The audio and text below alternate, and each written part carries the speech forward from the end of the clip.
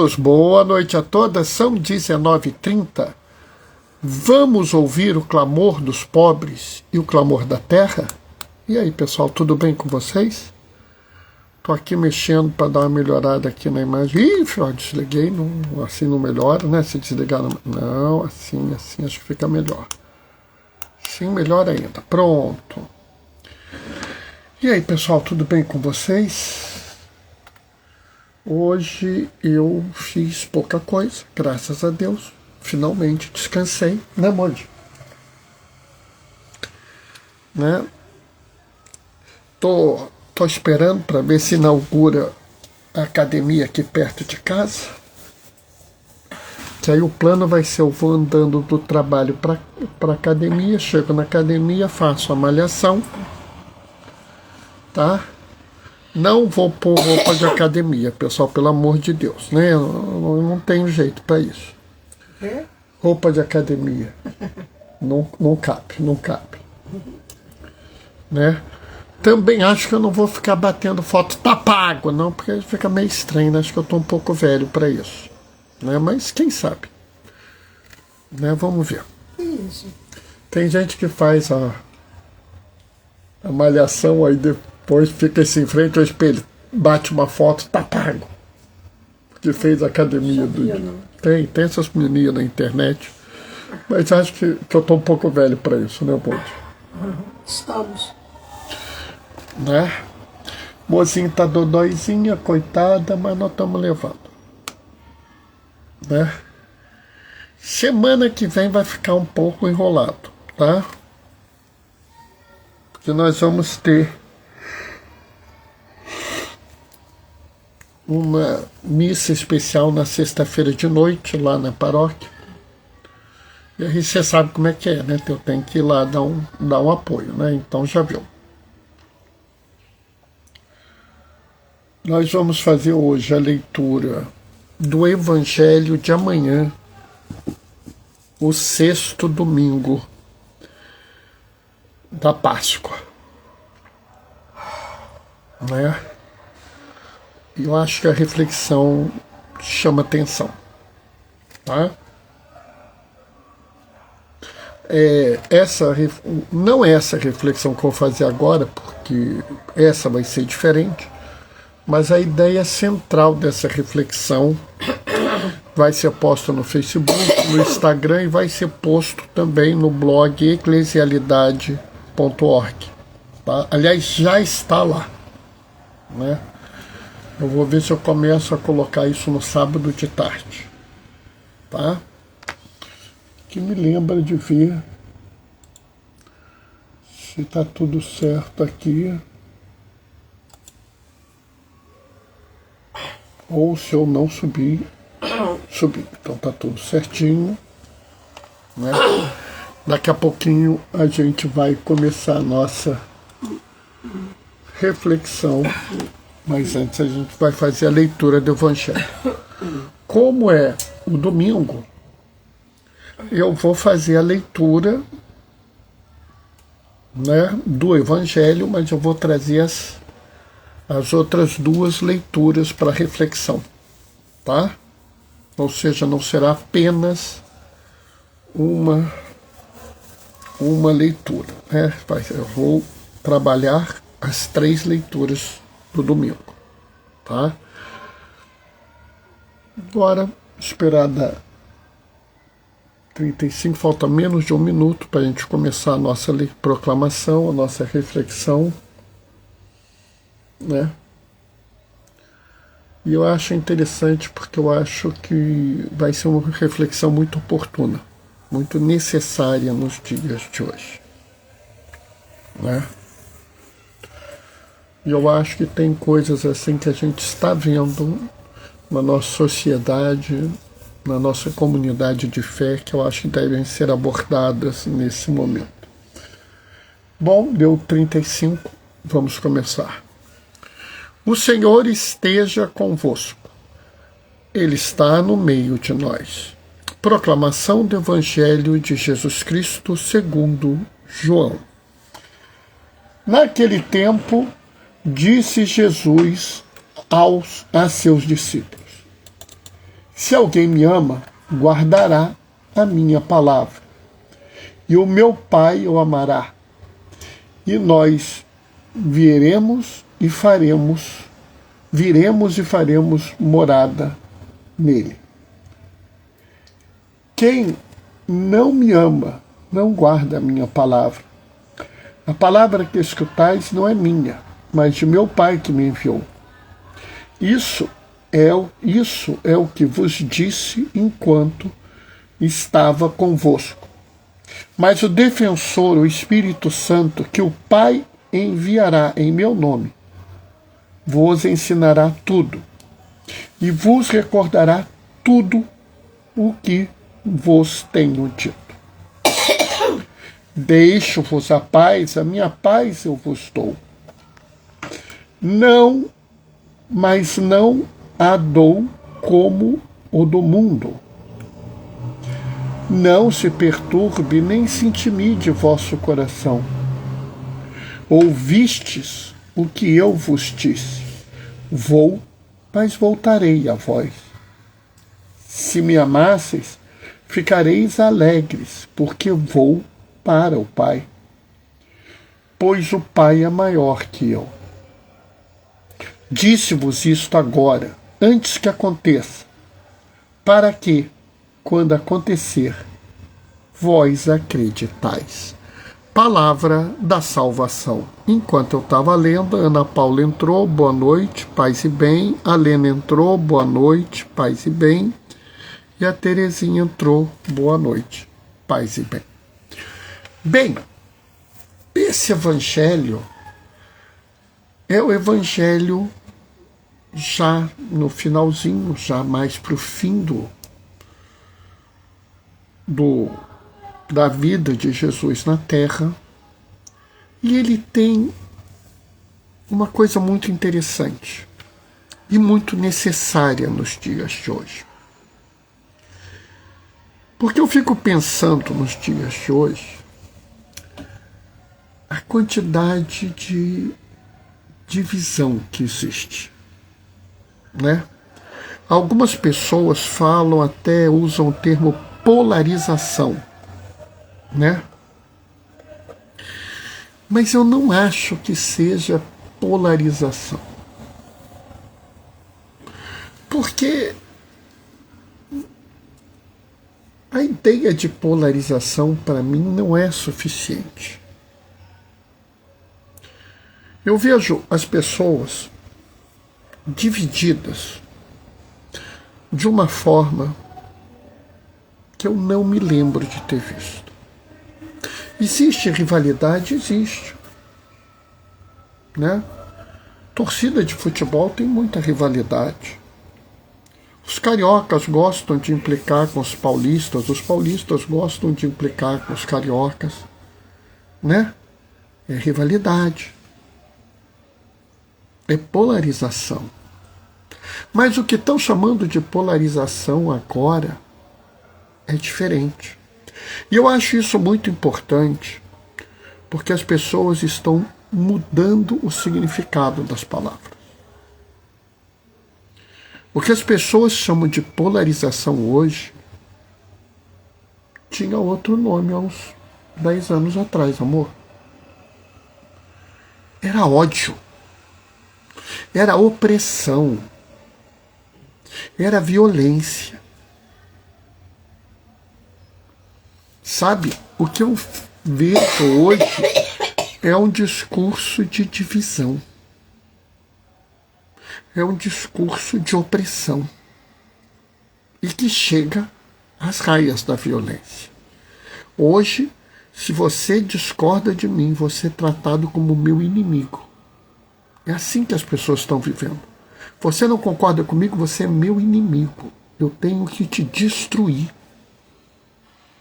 Eu não posso mais debater com você, eu tenho que te ofender, eu tenho que te humilhar. E aí eu fico pensando, qual é a nossa resposta? Como é que nós vamos responder a isso que estamos dizendo aí? essa vontade insana de construir cercas, muros, para dividir as pessoas.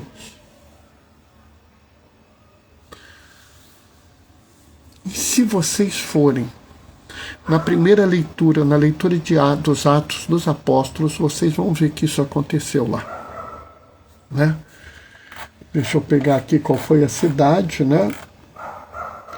Entendeu? Né?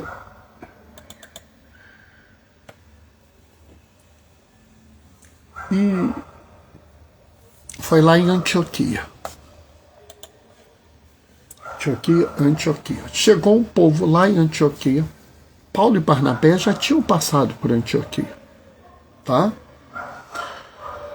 E aí chegou um povo lá, vindo da Judeia, e falando assim: olha, o que esse Paulo e esse Barnabé falaram, tá tudo errado. Vocês não sabem, eles são burros, eles não entendem, a teologia deles não presta. O que vocês têm que fazer é isso. Vocês têm que ser circuncidados, vocês têm que fazer essas proibições alimentares, vocês têm que guardar o sábado. Ou seja, eles diziam que para você ser cristão, primeiro você tinha que se converter ao judaísmo, viver um tempo como judeu, para depois virar cristão. E aí, Paulo e Barnabé souberam disso, foram lá e disseram: não, não é isso. E aí começou o quebra-pau.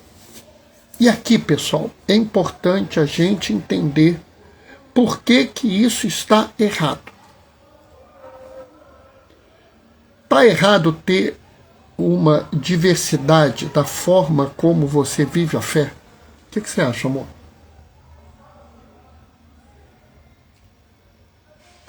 Não tem nada de errado, pessoal. Você quer ouvir a missa na sua língua? Ótimo. Você quer ouvir a missa em latim? Ouve. Você quer rezar o terço mariano? Reza. Você quer rezar o terço da misericórdia? Reza. Você quer rezar o terço das santas chagas? Reza. Você quer fazer pastoral? Faz. O problema é que não é isso que a gente está vivendo hoje. O que a gente está vivendo hoje é o mesmo que esses irmãos da Judeia trouxeram. Eles trouxeram uma intolerância religiosa. E é impressionante porque eles trouxeram uma intolerância religiosa dentro da própria religião. E nós vivemos isso hoje, no meio dos cristãos. E eu não estou falando de uma intolerância religiosa entre os batistas e os católicos, ou entre os da Assembleia de Deus e os batistas. Não. Eu estou falando de uma intolerância religiosa dentro da Assembleia de Deus, dentro da Igreja Batista, dentro da Igreja Católica. Nós temos católicos contra católicos, e são contra.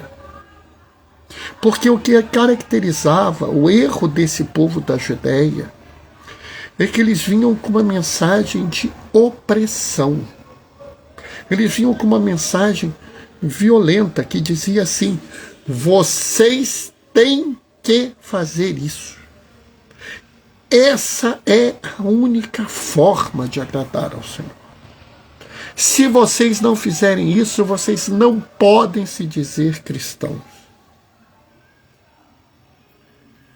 E quantas pessoas eu vejo fazerem isso?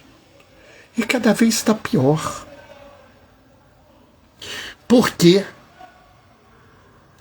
Porque há uns 10 anos atrás se dizia que tinha o católico do IBGE e o católico praticante. Eu procurei toda a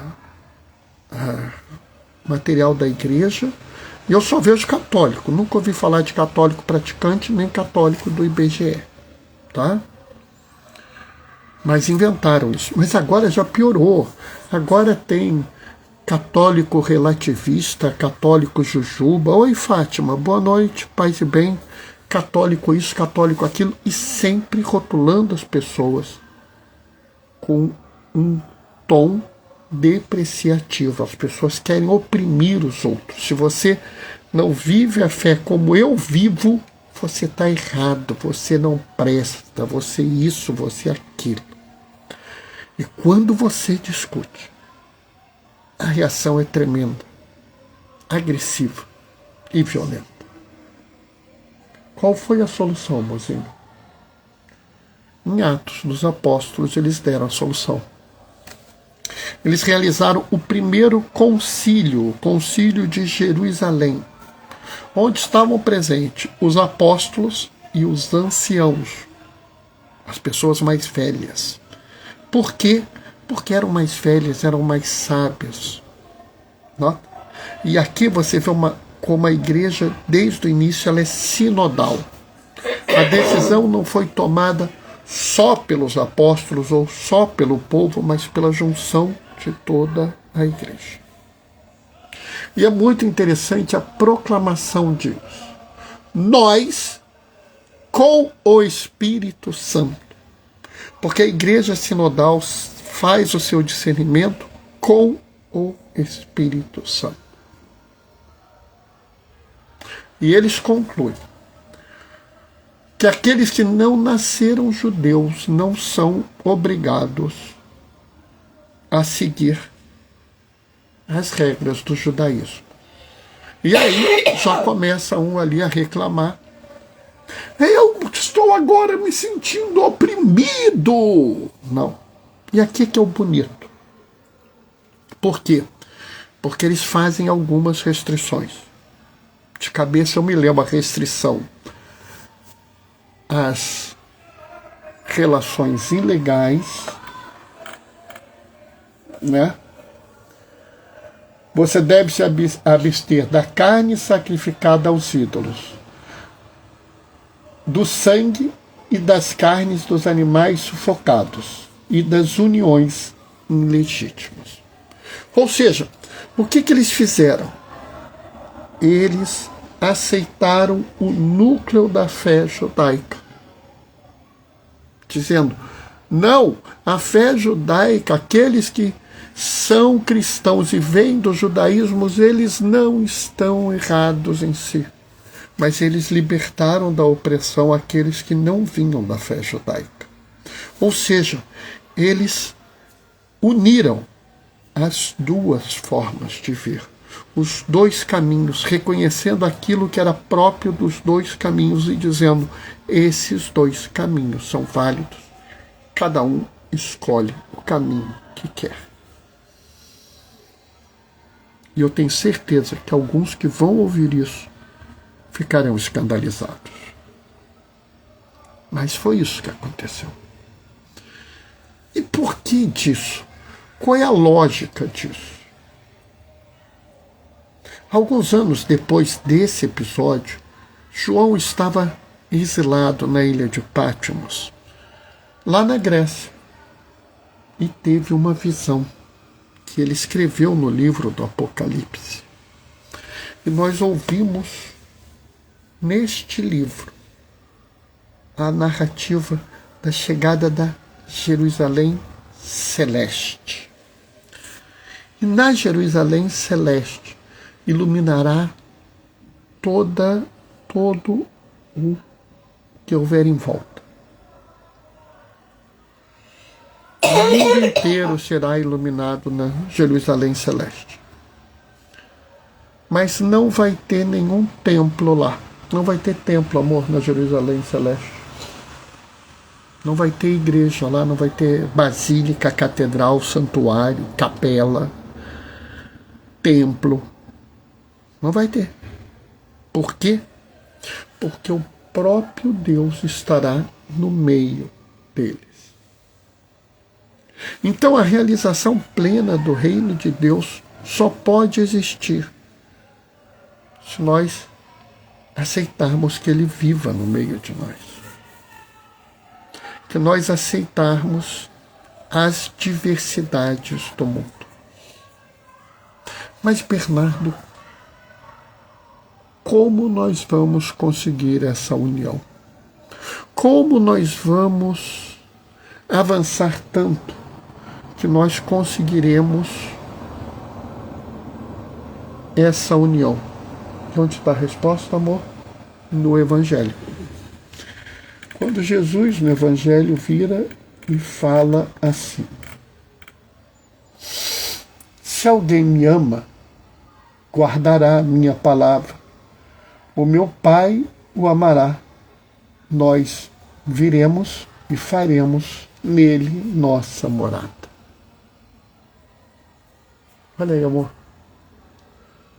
Por que que Deus vai habitar no meio de nós nessa cidade fantástica?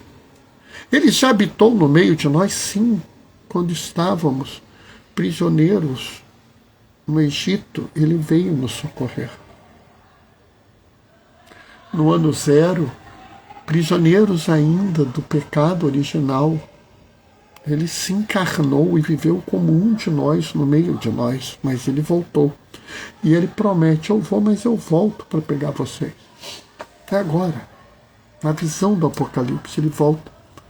Ele volta e fica. E aí,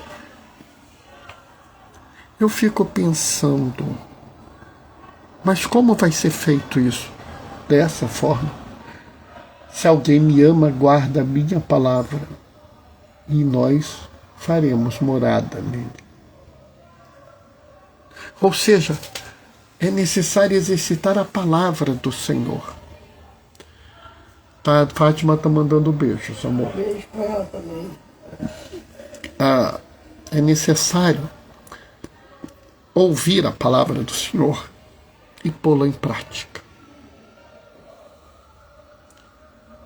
Mas, Bernardo, será que eu vou me lembrar da palavra? Será que eu vou conseguir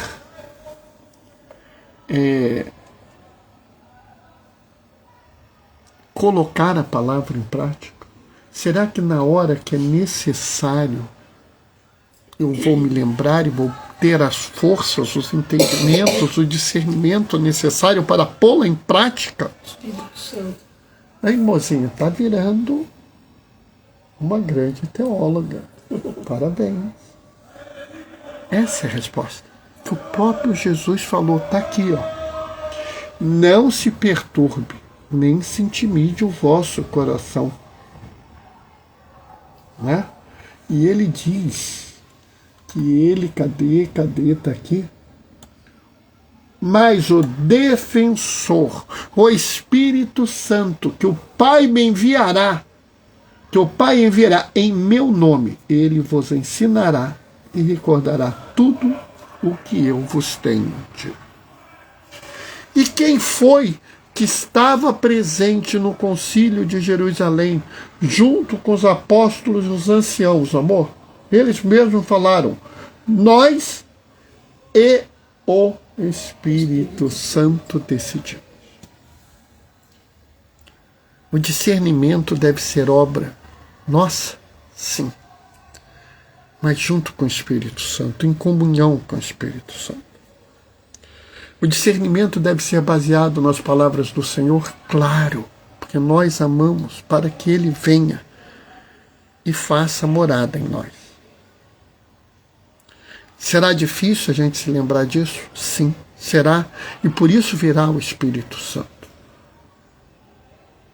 E por isso, pessoal, acima de tudo, é necessário que a gente preste atenção nessa frase aqui.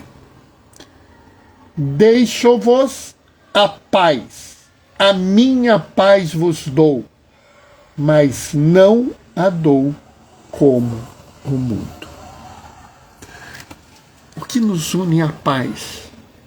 O que vai ser a realidade capaz de unir é o desejo da paz. É pela paz que eu devo buscar aqueles que divergem de mim, escutá-los, buscar a convivência. Se a convivência for impossível, pode ser impossível, a divergência do sujeito pode ser tão terrível que nós podemos não suportar isso. Algumas pessoas são tão agressivas, são tão complicadas nas suas posições que nós temos dificuldade até de ouvi-las. Mas aí o seu desejo de paz tem que crescer. Não dá para conviver tranquilo, pelo menos não responde o mal com o mal. Pelo menos não se torna tão intolerante quanto essa pessoa. Não se torne tão raivoso quanto essa pessoa. Não se torne tão agressivo quanto essa pessoa. Não leve o seu discurso, palavras de violência, palavras de ódio. Não faça um tom agressivo como ela faz. Responda os discursos de ódio com discursos de amor. Responda a intolerância com a tolerância. Responde àqueles que marginalizam e excluem com acolhimento e inclusão. Busque a paz, mesmo que os outros desejem a guerra. Se eles erguem cercas e muros, faça você pontes.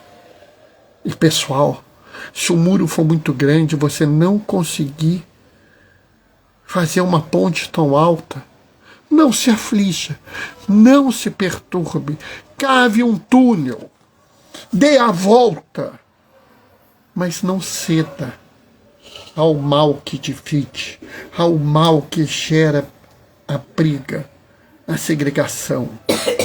Não aceite a opressão, mas não reaja contra ela de forma violenta. Busque a paz. Deixo-vos a paz, a minha paz eu vos dou. A paz do Senhor Jesus. Não é a paz do mundo. Não é a paz armada daquela, eu não vou atacar ele porque eu tenho medo dele me atacar. Não é a paz do tratado de não agressão. É a paz que não agride.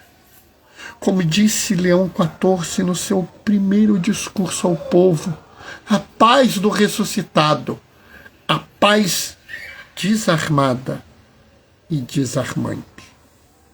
Eu sei que o que eu peço é difícil, mas nós precisamos ir adiante. Nós temos que construir uma fraternidade, uma amizade social na nossa comunidade de fé e na nossa sociedade, e não há outro jeito para isso, a não ser o diálogo amoroso. É necessário seguir em frente e parar de oprimir as pessoas, e parar de oprimir o meio ambiente, parar de viver relações de domínio e viver relações de reciprocidade. E aqui eu cito o cardeal Frevost, ele não era papa ainda, quando ele fala que a nossa relação com a Mãe Terra tem de ser de reciprocidade e não de domínio. Como a nossa relação com os irmãos e irmãs também tem que ser de reciprocidade. O bem começa em nós. Se os outros são maus, receberão o nosso bem. Se os outros são violentos, receberão a paz. Dê a eles a paz. Não a paz do mundo, mas a paz do Senhor. Deseje-lhes a paz. A paz de Cristo, como nós falamos na missa. Né? Shalom, como falam meus irmãos judeus. A paz. A paz do ressuscitado, que não apresenta arma, violência ou opressão. A paz daquele que torna nova todas as coisas e por isso desarma todas as pessoas. Bernardo, mas fulano ainda reage, fulano. Eu sei. Essas pessoas, às vezes, não tiveram outra experiência de fé. São como os irmãos da Judéia que chegaram em Antioquia e viram uma experiência de fé diferente e reagiram de forma violenta. Não seja violento com eles, pelo contrário, ame-os profundamente, deseje a eles a paz, dai a eles a paz do Senhor, dai a eles a vossa paz, que não é a paz do medo, que não é a paz do tremor, não é a paz do oprimido, é a paz de Jesus, que a tudo restaura, que a tudo cura, que a todos acolhe, que a todos inclui, que estabelece com todas as pessoas relações de profunda amizade e profundo amor. É uma paz que nos leva a Jerusalém Celeste, um mundo onde não há mais dor nem luto, não há choros e não há espaço para o mal. Eu sei, o nosso caminho é longo até a terra sem malhas, nosso caminho é difícil, mas nós temos o defensor conosco, o Espírito da verdade, o Espírito da paz, o Espírito da vida, aquele que falou pelos profetas e nos chama a caminhar juntos, homens e mulheres, juntos, todas as pessoas juntas, até que todos estejamos na terra sem males. Amém? Modi, hoje eu falei pouquinho, são só 22 minutos. Pouquinho eu falei, só. Bom, essa foi a reflexão que eu vou pôr no ar daqui a pouco. Vai ter o texto com essas ideias, mas não é exatamente isso, porque quem me conhece sabe que eu não leio a minha reflexão, né? Amém, mãozinha de oração, gratidão, Diácono Bernardo, diz a Fátima. Obrigado, Fátima. Então amanhã eu vou colocar o texto, tá? Mas eu digo para vocês, se vocês verem o que eu falo aqui e o que eu vou falar amanhã lá na Capela de Santo Antônio, vai ser diferente. Vai ser a mesma ideia, mas a condução é diferente, tá? Eu vou me despedir deixando a minha bênção e marcando o encontro com vocês, segunda-feira, 19h30, tá? O Senhor esteja convosco, Ele está no meio de nós. Por intercessão de Paulo e Barnabé, João Evangelista, desça sobre vós e permaneça para sempre a bênção do Deus Todo-Poderoso no amor, aquele que é Pai, Filho e Espírito Santo. Opa, entrou alguém aqui? Sagitário, pior que não estou conseguindo ver o rosto, eu não sei quem é, mas boa noite, paz e bem. Amigo, você chegou já no finalzinho, recebeu a bênção, daqui a pouco está no ar, tá? Vai estar também no blog eclesialidades.org, já, tá? Mas, tá, estamos aí. Ah, eu acho que já sei quem é, o Taricone. Acho que é o Taricone, amor. Foi um estagiário nosso. Acho que é ele. Bom, amanhã, segunda-feira, a gente se vê às 19h30. Até lá, beijos e bênçãos. Tchau, tchau, pessoal.